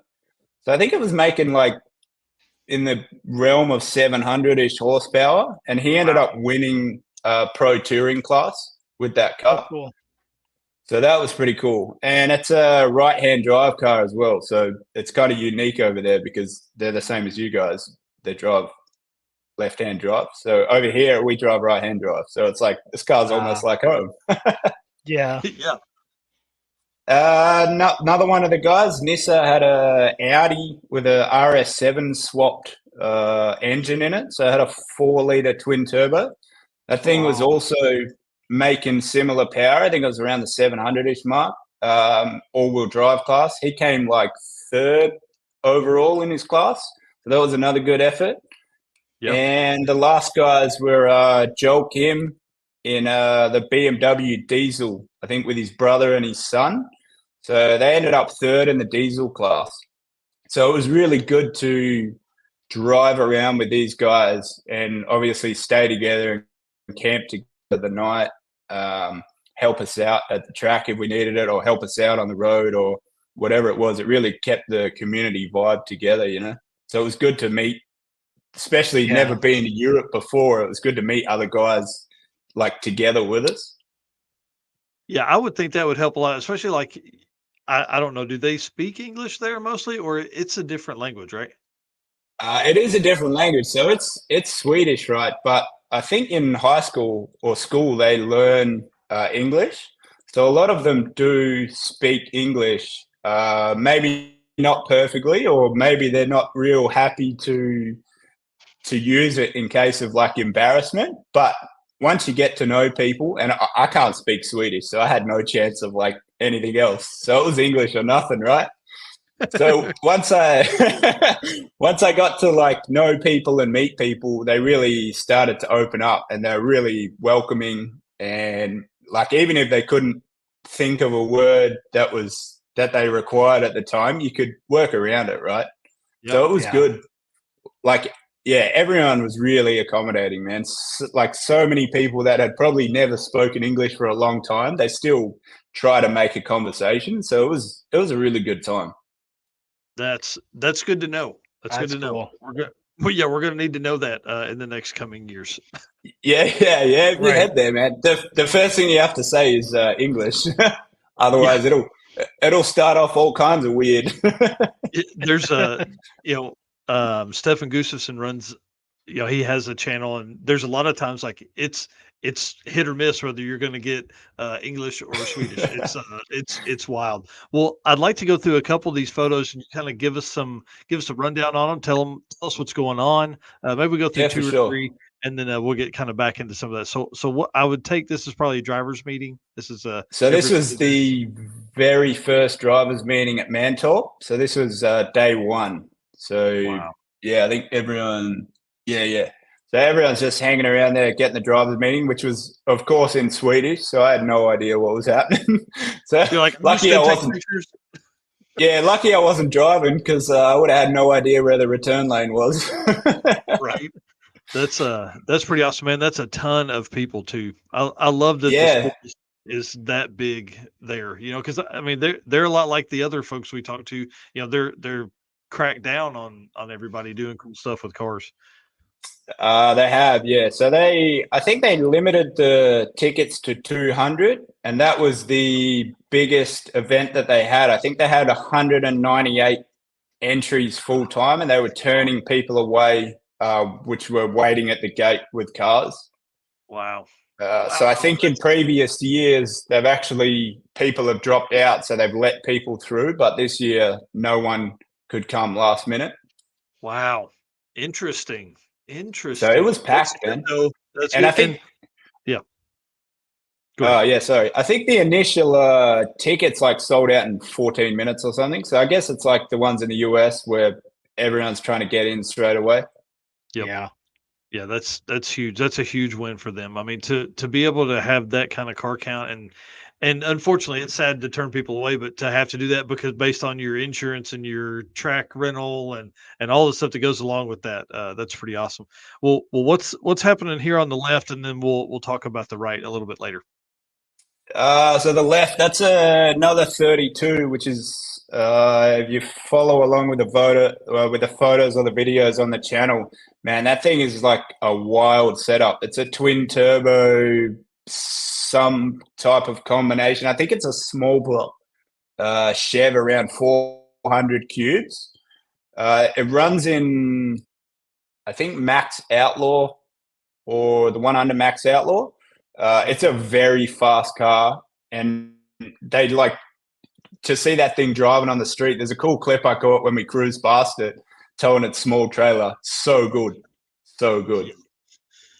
Yeah, that's awesome. it's really weird to see like what I would consider American cars over there. I know these aren't necessarily American cars, but like it's always cool to see the amount that turns out. And I think that's what's up next is nope, not that one. Like this one Oh here, I mean, yeah, yeah. like it's like a El Camino and a Chevy van. And Yeah, yeah. So that El Camino is like a big block Chev sleeper, and in the rear quarter there, under the tailgate, there's like a toolbox. Under the toolbox, there's a side mount turbo, like a 88 or 98 millimeter turbo, like hidden under the tray. It's a pretty Nice. cool combination. So that young guy drives that, and yeah, he had a good time. yeah, talk about sneaking up on somebody. Oh yeah, it's a full. We call that a sleeper over here. I'm not sure what Yeah. you guys call it over there, but Same. even the intake, it had like a standard air filter, and the intake was like ducted in underneath it, so you couldn't really tell. Yes. That's I pretty like that, awesome. Yeah. Yeah, One- I'm gonna need one to thing that see some more really- pictures of that. Yeah, for sure. One thing that blew me away was actually, like you said, the American car culture over there. Because I'd never been to Europe, especially Sweden, and everywhere you drive, there is old American cars on the road, and Wow. in the paddocks, in the barns, people's sheds, because I guess they were sold there new, which really surprised me because I didn't expect to see like so many of these cars over there. Yeah. So we're cruising down the freeway, and because it's their vacation time, you see like old Chevs towing little caravans and like pristine cars as well. Some of these cars are like show quality, and they're just cruising down the freeway towing a little caravan on holiday. It's like, this is cool. For everybody in the U.S., that means they're towing a camper on vacation. A camper, yeah, basically. yeah. That's awesome. That's cool. So it looks like there was another shout out we wanted to do for C3 Corvette team. Oh yeah, that's a Hellman Racing team. I think you could probably follow them on socials. That was Sari and Hanu. Man, that Corvette was fine. That is like almost a show car. Had a full red leather interior. They were running in Ultimate Street and ended up second, I think. It's a big cubic inch nitro steel, but really nice car and really nice people. The English wasn't perfect, but they were always so happy to talk to me, like, and see me during the lanes or through the laps or whatever it was. Man, always so happy. They had big issues on the last drive day. So something different with a street week, I think, is after the last track or the fifth track, the next day you actually have to transport back to the beginning. I'm not sure if that's common over there. Mm-mm. Yeah, so they finished racing at the last track, got on the road, and then had some like terrible engine dramas on the road. I think they had a couple of lifter failures that they couldn't repair. So I'm not. I think they removed the lifters and push rods and ran on 6 cylinders all the way back to Mantor, and that's a lot of dedication. They were a little concerned about oiling issues for the engine. It's quite a big cubic inch engine, and it was running like shit, but they made it. So. And they ended up picking second in their class. So that's some serious dedication. I'm pretty sure they camped on the side of the road after repairing the engine at like 4 a.m. That's what I'm talking about. That's drag and drive life right there for sure. Yeah, that's right. That's some husband and wife material, right? That's exactly right. Well, run us through some of the tracks. We definitely want to know which track was your favorite, but what are some other standouts that were there that week also? So the first track was a Mantor, as we've seen in that photo. That was like they have a circuit track and a strip there as well. So that was what I would call a pretty prep track, I guess. So everyone was hooking pretty hard and getting good times. Then we went to Delayana. Oh, so sorry. After the first track, they're all airfields. So they're all from the war or around that era out in the countryside, so really far out of the sort of close cities. So that's kind of unique in itself because they're all running 8th mile, like on an airstrip. And 2 or 3 of those are actually virgin ground. So they hadn't run that place or that part, that direction on the airfield before. So that was a really leveling thing on a couple of the tracks. Yeah. So Dalayana was the second track. That was an airfield, but they'd run previously on that. So it had a bit of rubber down and pretty good traction. So it wasn't so bad for the guys. After that, we went to Sundsvall, which was a airfield as well, but they would also set up and started to race there. So it was a bit more set up as a 8-mile track, I think it was, full time. So there was a bit of traction down, pretty good. The fourth day, we went to Soderham, which is a fully virgin track, no rubber down at all. And that day, the weather was actually really starting to come in. So a lot of the cars got one quick pass, us included, and it wasn't the number that we were chasing. So we lined up again. So at 2 o'clock racing starts, we lined up again at around 3:30, 4 o'clock, and we sat in the lanes, 3 cars from the front, until 9 o'clock at night when the rain set in. So we did not get to make another pass. So we sat there for like 5 hours in the lane. So it started to rain. Yeah, man, it was devastating. So it started to rain at like 3 o'clock, and then probably 7:30ish, it started to die off. So the track crew actually got out there with a vacuum and started to dry the track out. So they did that for a good hour. It was coming pretty good, and it looks like we could have got a pass in. And then half an hour before shut off, it just started to rain torrentially. So that was it. So we got like a 7.3, I think, and our cutoff is a 6.5. So we were not happy with that. But at least we got one pass in, I guess. There was about 10 to 12 cars that couldn't even make a pass. They didn't get time. So they got like an automatic 60-second penalty. So that was pretty devastating for them, you know. But I guess we can't control the weather. Right. Wow, So after that day, there was a drive day to Luxor, but racing wasn't until the day after. So during the drive day, we actually had a few issues with the 32. We can get into those a bit later. And then Luxor was another virgin airfield.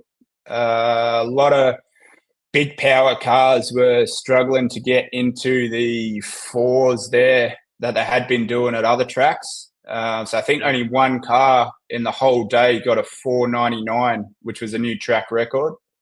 Wow.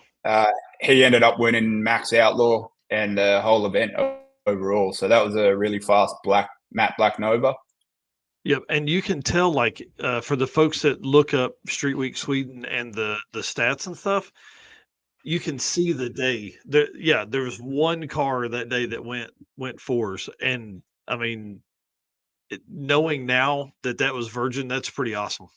Yeah. Yeah, man. That the first few passes of those big hitters, they were either blowing the tires off or just snaking that whole way down the track, like no lift.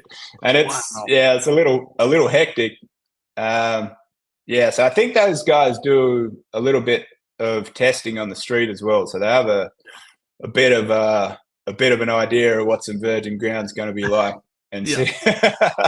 What's the event that 1320 goes over for all the time, or once a year, this Stockholm Open, like that? Yeah, they have done the Stockholm Open. Yeah. There's a few events like that over there that guys are into, and there's some seriously big hitter cars in that kind of deal. They really know what's up. Yeah, that's for sure. That's wild. So yeah, which of those was your favorite there? Which track was your favorite visit? Probably Sundsvall, I reckon. It was like a pretty good track and a pretty good layout. So the pits are on the airfield up the back end. That was where I took that nice sunset photo. So yeah, it was a pretty good layout there. And the return lane, you could come back. Yeah, that one there. So that picture there is actually hard to believe, but that's midnight. Yeah. So this is somewhat in the north of Sweden. So this is the north, or the furthest north we went. So this sun is like still setting at this time. And I said to Martin, I was like, I need to pull the car up the end of the airfield here and get some shots because this sunset at midnight is perfect. Yeah. So is that normal then? It is in the north of Sweden, yeah. Yeah. So the Wow. opposite happens in winter where the sun almost doesn't come out at all, which I find that pretty hard to believe. This was hard to get used to. Yeah. Now, well, that's why they have such long winters to build all these mad cars, right? Yeah. They don't know what time it is. Like usually if it's 5 a.m. the sun's coming up here, I'm like, I've worked too long. But there you would just working. So does the sun still 100%. Come up like first thing in the morning too? So this exact day, the sun sort of dipped below the horizon at like 1 a.m., so about an hour from now. And then it come back up about 2:30. So it like almost didn't get dark at all. It was just like light the whole time. I think we went to sleep at like 3 a.m. You can see some of this footage in the channel on the latest video. There's some guys still welding their diff back together at like 3 in the morning. Man, that's wild. I couldn't imagine sun sets at 1 and then a couple hours later, if that, it's back up again. Yeah. Oh yeah. Yeah. No thanks. That'd be pretty tough. Now, this made me think of like time zones. What is the time zone difference from where you live to Sweden? Just a couple hours? 6 hours. So I think they were 6 hours ahead. Wow, that's awesome. Sorry, when it was in Sweden, Perth was 6 hours ahead. Gotcha. So it wasn't too bad then. No, not so bad. So you could still contact back home with the family and that, Yeah. Speaking of, it's Thursday morning where you're at right now, correct? It is, yeah. It's 9:32 a.m. He's in the future. I know. Yeah, I'm in the future. That's awesome. Yeah, that's awesome. We have some political questions to ask later. Yeah. So we're gonna move on and talk a little bit about route stops now. So we talked about your favorite tracks. What were some of the route stops, and then what were your favorite of those route stops? Oh yeah, this one here is a random train station, sort of in the middle of nowhere. This one was probably my favorite because we caught up with a Volvo, sorry, along the drive that had actually come from the US. It was a cast block LS deal with like a massive turbo. It had like a 98 millimeter, I think. It was probably too big for the combination. But the dudes are from England, I think. You might recognize the car. I'm not sure if I uploaded a photo of it, but I'll put some footage up later. I think it had done Sick Week or Drag Week, either one of those. Okay. So they competed, sent it back to England, and then for Street Week here, they put it on the ship, I think, sent it over and drove it for Street Week. So they were having a mad time as well. And it was a little easier to speak English for those guys. We could have like a fully fluent conversation. So that was pretty cool. Yeah, you're like, finally, people speak my language. Someone from the motherland. That's awesome. And then what were some of the other stops? Yeah. Some of the other stops. So this is one of them here. This is someone's cafe, like out in the country. They had a cool hot rod on the roof.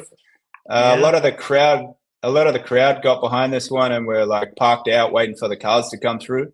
So this is a really cool stop along the way. Some of the other stops, there was a couple of businesses. Not sure. There's photos. A few businesses. A suspension shop. One of the parts retailers. A random bus stop in the middle of the country, which is kind of hard to find on the GPS because it took us like a real weird way. Yeah, I bet. Yeah. Pretty wild. So we've talked about favorite tracks. We talked about favorite route stops. What about some of your favorite cars that were on the event?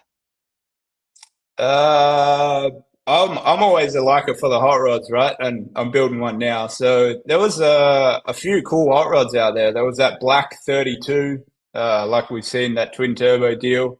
There was another yellow 32, which we don't have a photo of, but that's runs a Max Outlaw as well. That's like a 4-second car, which is a Wow. very fast deal. It runs like a full hood and sides, so you can't really see the engine combination. So to be that quick, it's a pretty cool car. Yeah. There was also like a 36 Deluxe hot rod class, which is running a LS with a 8 HP, which was a pretty cool car. But heaps of unique cars and obviously a lot of Volvos, right? Volvos are Swedish, so everyone just grabs a Volvo and whacks like the biggest motor you can find in there, and then they call it a Volvo. So there's another guy on socials called Peter Bjork. I'm not sure if you guys are around him, but he's just completed a Volvo, like a 244 or something, with an Audi R8 mid-engine swap, or like a Lamborghini V10 mid-engine swap. Yep. Wow. And that thing is insane. So yeah, if you're not around that, try and look that one up. It's pretty insane. Yeah, that one's pretty intense. Well, let's talk about some of the struggles you had with the car, because you sent me this photo before we got started, and you're like, ask me about this later. Tell us what's going on with this photo here. Right. So if you follow along with the YouTube videos, you'll kind of see that on the latest one that's uploaded, we got the transmission a little warm on the way into Sundsvall. So I changed the fluid, and we continued on. We raced that day, and we raced the next day where we got that one pass in the rain. We're cruising along this drive day down the freeway, and the car's running perfect. Like, we're sitting on, I don't know, miles, maybe 55 miles an hour, 50 mile an hour. What's that, like 100 Ks an hour? I think it's pretty close. Car's running, yeah, pretty close, somewhere there. Car's running really smooth, towing the trailer. All of a sudden, we hear like this grinding noise for 2 seconds. Me and Martin look at each other and was like, damn, that's weird. I'm not sure what it was. Car was still acting fine. We get like 3 minutes down the road, and all of a sudden we lost all drive in every gear. Oh. So we were in trouble, because the section of the freeway we were on just had like 2 lanes and a guardrail either side. So there was like no shoulder to pull over on. So we coasted past like around a corner there, just enough to get it like kind of half off the road, and the blue RX-8 you can see here pulled up right in front of us, and we quickly grabbed the strap and try to tow the car and the trailer and the whole deal off the road, like off the next freeway exit. And the poor BMW 6-cylinder was building some boost trying to pull the big deal along, but luckily we got off the road there, and we pulled into this old Bricksworks factory and confirmed that the transmission was pretty much non-existent. So we had no gears, no reverse, no gears, no nothing, and it started to smell. So we knew it was going to be terminal. Yeah. So me and Martin had a bit of a discussion. He made a few phone calls to friends, and this transmission being a 4L80, it's not super common over there. Similar in Australia, it's not a common transmission here. So the only parts that we could have drummed up in time would have been like clutch packs, which we had a feeling it wasn't fully convinced to be just clutches anyway. So we made the call. Martin made the call, and he's like, it's not worth spending the time to pull it out, try and rebuild it on the side of the road with no parts, and waste all that time anyway. And from the day before with the rain, we'd gone from 2nd place to 4th place. So we really didn't have a whole lot of chance in the competition. So that mixed with the parts availability and everything else, he decided to call it a day, which was a little disappointing at the time for sure. Both me and him were, a little upset, as you get. But when we found out later on at the end of the event, once we pulled the transmission out, he definitely made the right call because it had ruined some hard parts. One of the planetaries got seized and it had stripped the sun gears completely. So we had no chance of fixing that thing, especially not on the side of the road. Yeah, I mean, you'd have pulled it apart and just been looking at 4 hours worth of work in a pulled apart thing. Yeah, basically in the side of an abandoned brick factory. So not the most ideal conditions, right? So he did make the right call in the end. As much as you hate to see it, you know, it's it was what it was. So that was it. But Barton's got some big plans now because this is like he's had some bad transmission dramas with this. So it's like the 4th transmission he's blown up. So he's gone through them all. So he's really had enough. So it looks like now he's installing 8 HP 75, I think, which are a real common transmission over there because they come out in a lot of Beamers and Audis and all of them. So the price point and the tunability and the electronic lockup and leave and all of that has really sold it. So we're probably going to have 2 of them. So I think he's already ordered the bell housing conversion and we're getting underway to make that change over there. So at least with something like that, you could have a spare back at the shop that you could just swap over on the side of the road if you ever have to, which is much easier than trying to pull apart a transmission that you can't get parts for. Oh, especially, and that's an interesting choice. That's we're seeing a lot more of that. A lot of people are looking at different stuff, not just going straight for the Turbo 400 anymore. Yeah, 100% with these new transmissions, and I guess even with a 4L80, the overdrive is key on these drag and drive events, right? So it makes it so much easier when towing, and that like HHP has 2 lots of overdrive, so the computer can control whatever you want. You know, you can adjust the torque value inputs to each gear change and everything. You can leave in 2nd, 3rd. It's got a trans brake. So there's a lot of tunability and a lot of things ticking the box for the price point. Yeah, I mean that's and just being able to get it is one of the big wins there. Oh, yeah. Well, they're so common in those European cars. I mean, I guess it's harder for you guys, but the stronger versions come out in the Dodge Hellcats. I think they're 8 HP 90. So they're pretty common over there, I guess. Oh, okay. Interesting.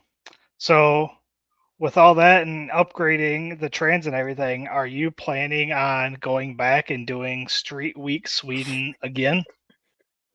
Yeah, I think after this time, man, I'd like to say this was an adventure of a lifetime, and it was, but I want to do it again. We had such a good time, and that's awesome.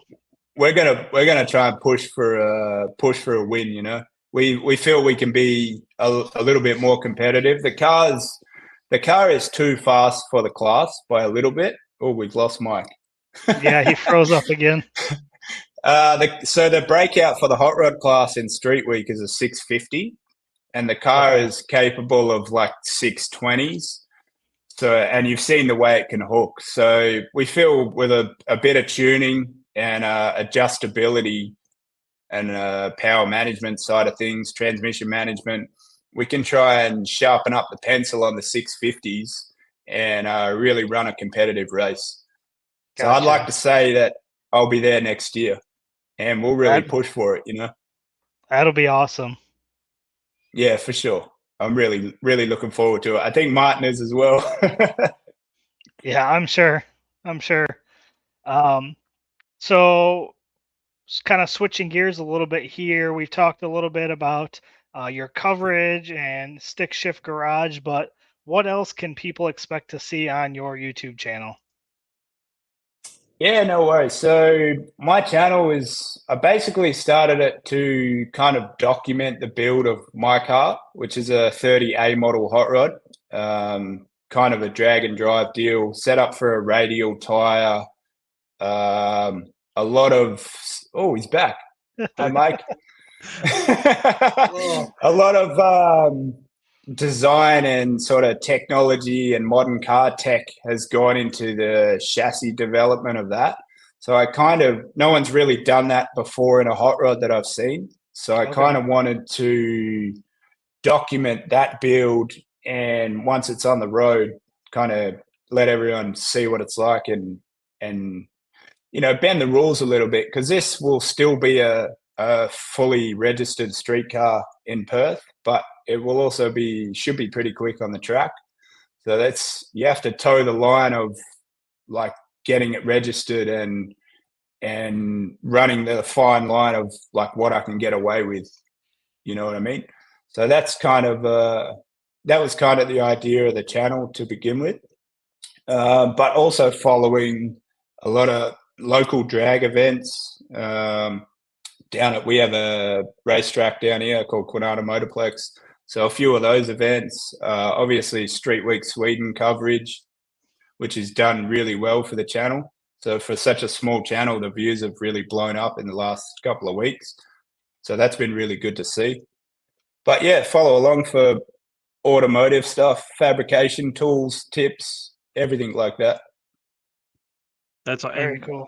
Recap again what the powertrain in the car is. In my car, sorry. Yep. My car is a GM LSA, so it's a crate engine, factory supercharged. I think it come out in your Camaro or Corvette, and it come out in our HSV GTS Holden Commodore.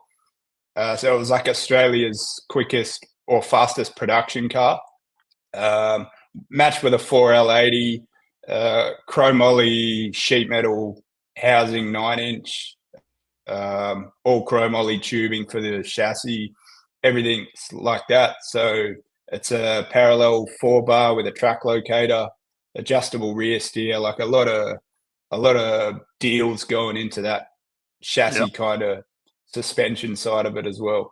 So it should be something pretty cool. Yeah. And then did you guys talk about like how do you end up doing that? Like how did you get to that point?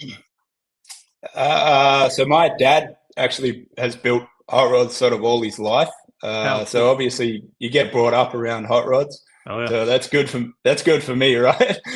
And he sort of collected parts for the body like maybe 20 years ago. So they were just sort of flat packed and stored, like the cowl, the rear quarters, the doors. They were just sort of stored away for a while. And as I've grown up, I was like, right, it's finally just time to build it. And being a fabricator, I was like, I'm going to do the whole lot myself and really try and test the boundaries and my skill set and make something really to be proud of. So, yeah, that's basically it. That's awesome. Yeah. And this is, I mean, dude, I love this. Looks awesome. Yeah. So the stance is really not a traditional hot rod, and it runs 275 60s all round. So it's kind of a really unique look. So it's like square tire, fat tire fronts.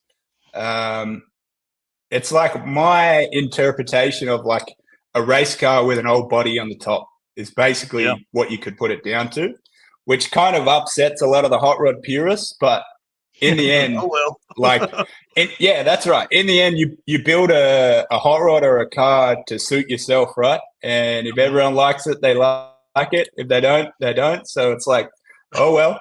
Yeah. But yeah, it's going to be... When they write the check, they can say what they like. Oh, 100%. It's going to be a cool car. And yeah, if you're interested to follow along the build process, for sure, follow along, and I'd love to have you on the channel. Yep. Yeah. You kind of mentioned when you were talking about the car about kind of skirting the line there with it being a street car. Do you guys have pretty strict rules over there when it comes to modifying your cars and stuff? Yeah, we do. We have a lot of strict rules on factory style cars. Definitely the power to weight ratio, the engine swap side of things is really hard to do, I guess. It is possible, but like ridiculous swaps like twin turbo big blocks and stuff, like impossible. So legally very hard to do that kind of deal. The hot rods are a little... They limit your power to weight ratio? So the weight of the car has, I think, off the top of my head, it's 180 kilowatts per ton. Wow. Interesting. That's on a standard factory car. The hot rod deal is a little different. We're limited by a cubic inch capacity, so it's a 460 cubic inch capacity. We have to run either fenders or small, what we call cycle guards. So they're like a motorcycle guard over the tires. So I know you guys over there in Sweden and that don't have to run fenders at all. So that's like another difference. We've got like a ground clearance rule of 100 mil. So the lowest part of the car has to be like 100 millimeters off the floor. So I would guess it's a lot stricter than the US over here. Yeah. So here's, I mean, we have a lot of those laws in place. We have a lot of those rules in place. Our police just don't enforce them. When they see a cool car, they're like, "Oh, thumbs up." Yeah.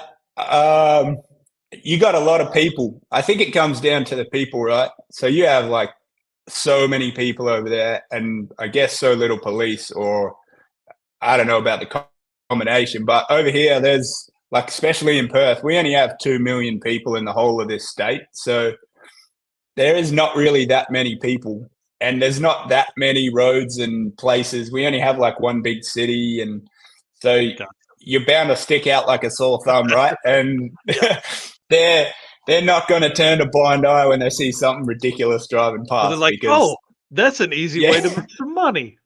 Oh yeah, let's go talk to that guy.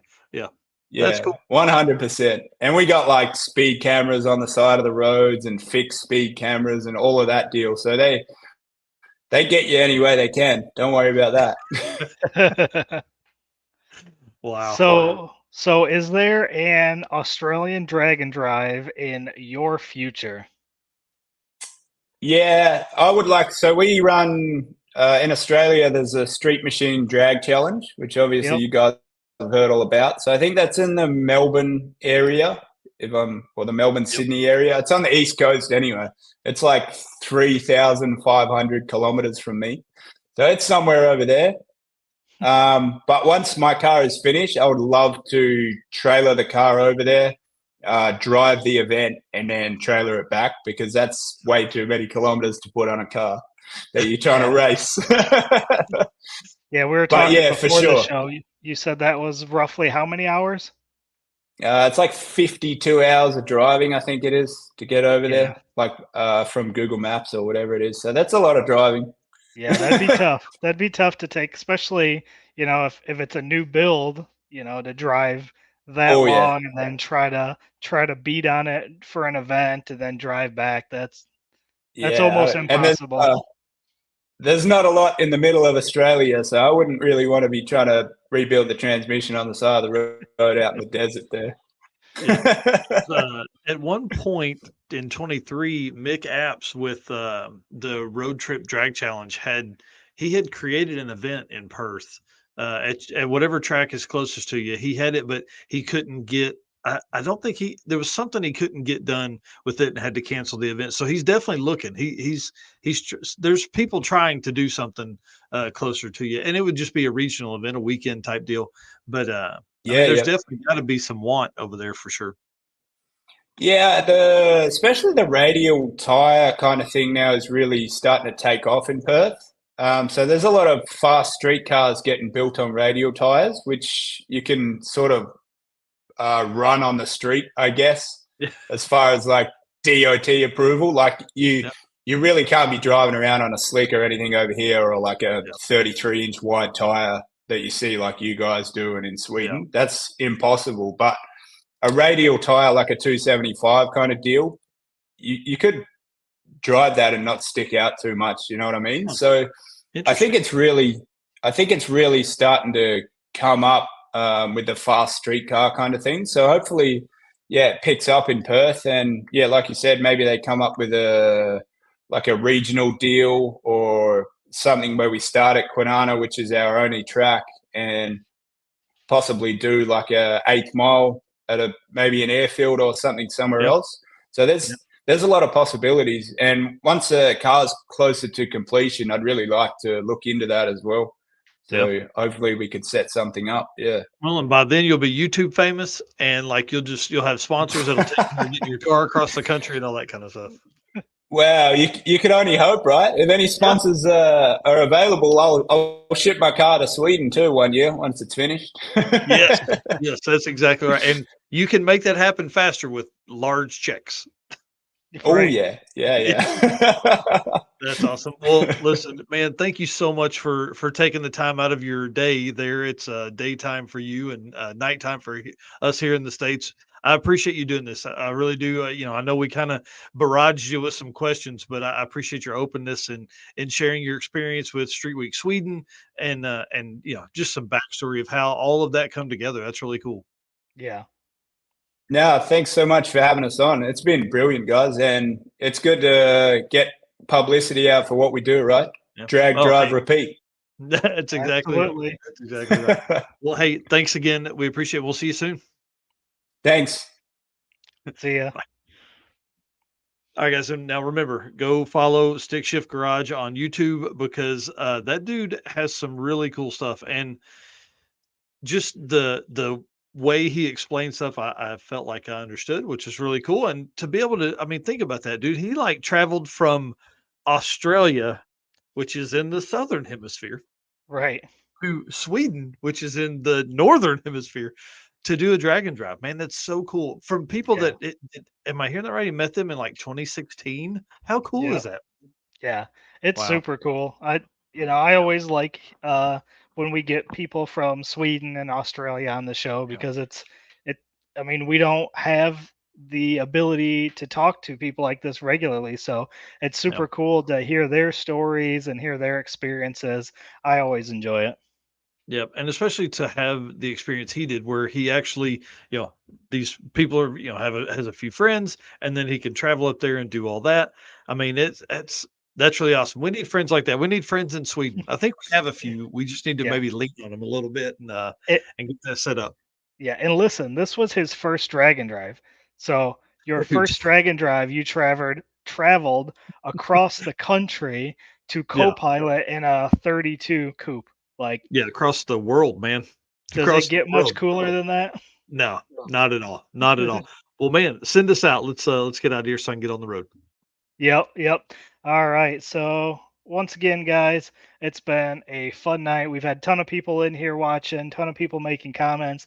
Thank you to you guys. You guys are what help keep us going. You guys are what's going to get Mike from where he's sitting now to Detroit to get on a mic and preach Drag and Drive to all the people at that event. And again, guys, thanks to our sponsors. We couldn't do it without them. Summit Racing Equipment, Driven, Racing Oil, Molly Motorsports, Car Chains 3D, WAF Racing, Performabuilt Transmission, Howard's Cams, Sweet Patina, Racing Junk, and PowerTube TV. Guys, we will see you on the next episode. All right, see you guys.